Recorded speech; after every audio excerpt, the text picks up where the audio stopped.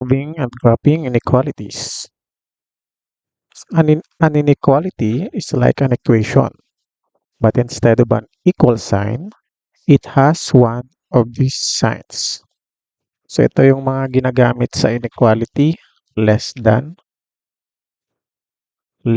or equal to, greater than, and greater than or equal to. Ito yung mga symbols para sa inequality. X is less than 5. So it means that whatever value x has, it must be less than 5. So yung mga possible numbers dito ay mas mababa sa 5. So ano ba yung mga numbers na mas mababa sa 5? Meron tayong 4, 3, 2, 1, 0 at lahat ng negative numbers. So ito, pag i-graph natin yung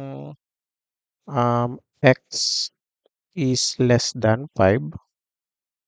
So andito yung, ayan, positive 5. Meron siyang circle. And then, papunta dun yung arrow or yung graph sa left side kasi less than kasi. So, ang ibig sabihin nito, nung circle, hindi kasali yung 5 sa number. So, ibig sabihin, ang kasali lang ay mula sa 4 pababa. Kasi less than ito eh. Isa pang example, x is greater than or equal to negative 2. So, meron itong equal. So, ibig sabihin, ang value dapat ng x ay mas malaki or katumbas lang ng negative 2. So, ano ba yung mga numbers na mas malaki sa negative 2? Yun ang negative 1, 0, 1, 2, 3, 4, 5, and so on. So, pag ating i-graph yung x is greater than or equal to negative 2, so dahil may equal siya, yung kanyang plot dito ay solid. So, kumpara kanina ay walang laman yung circle, dito ay solid siya.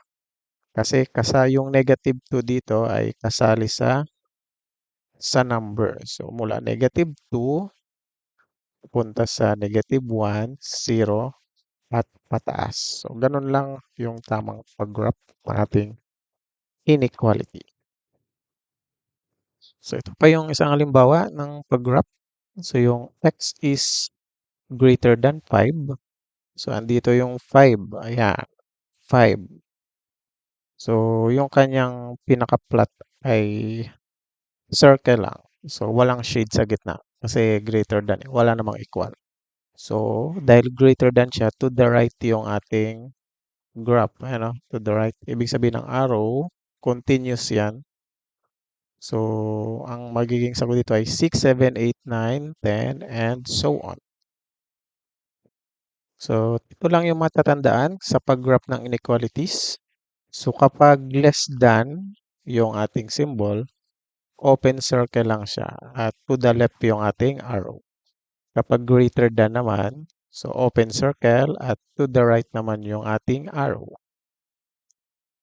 So kapag pag less than or equal, so merong equal, solid yung ating plot. And to the left din yung arrow natin, arrowheads. Kapag greater than or equal, so solid din dahil may equal, and to the right yung pag-graph.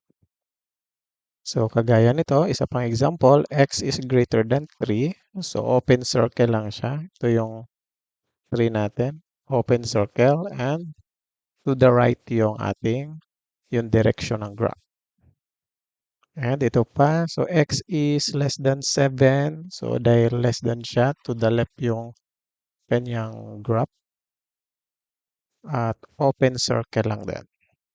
Ibig sabihin, hindi kasali yung 7 sa solution.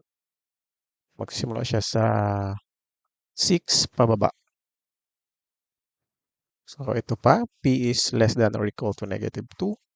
So, may equal siya, less than or equal, kaya magiging solid yung ating plot dito sa negative 2. And since less than siya, to the left yung direction. At ito pa, ang isang example, x is greater than or equal 8. So, may equal yung ating inequality, kaya solid yung ating plot. So ito dito nakalagay yung positive 8 and greater than siya to the right ng ating direction. And that's all po muna tungkol na sa pag-graph ng inequality. So next topic natin ay kung paano i-solve yung linear inequalities.